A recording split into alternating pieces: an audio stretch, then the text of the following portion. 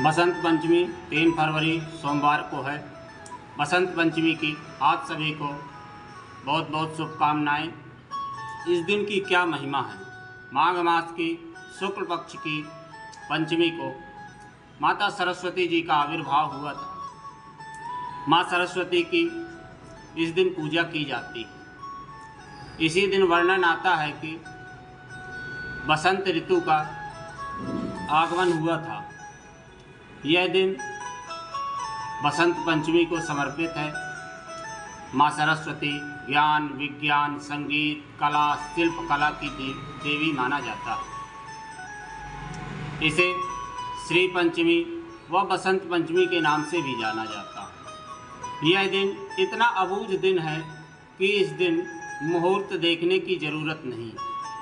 इस दिन नवीन कार्यों का दिन भी माना जाता है और इसी दिन बसंत पंचमी के दिन माता सरस्वती और शिव जी का कई कथाओं में वर्णन आता है। तिलकोत्सव हुआ था। इस दिन ब्रह्मा जी ने माँ सरस्वती देवी की रचना की थी। एक ऐसी देवी की रचना जिसके 4 हाथ थे। एक हाथ में वीणा, एक में पुस्तक, एक में माला, एक में वर मुद्रा। इस प्रकार से ब्रह्मा जी ने रचना किया और माँ सरस्वती को ब्रह्मा जी ने वीणा बजाने को कहा।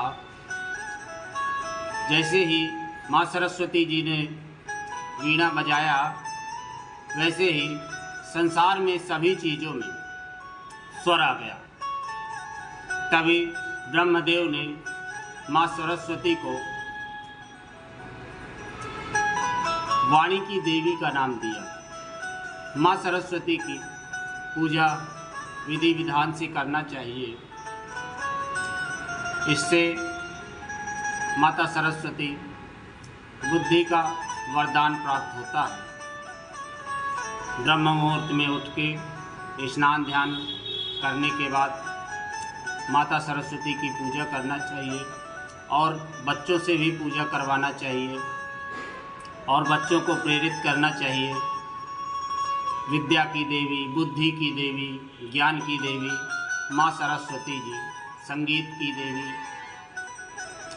और बच्चों से माता की वंदना भी करवाना चाहिए और माता जी के सामने हे माँ बारंबार प्रणाम कहकर प्रणाम करना चाहिए और माँ सरस्वती जी से जो भी गलतियाँ हों उनकी क्षमा याचना करना चाहिए। यह दिन शिक्षा आरंभ करने का भी बहुत शुभ दिन माना गया है। यह बसंत पंचमी का दिन बहुत ही अबूझ दिन है। इस दिन माँ सरस्वती की पूजा अर्चना, यदि बृहद पूजा करना चाहते हैं तो षोडशोपचार कलश पूजन रखकर भी कर सकते हैं, एक प्रतिमा रखकर भी कर सकते हैं। इस प्रकार से माँ सरस्वती जी का पूजन कर सकते हैं।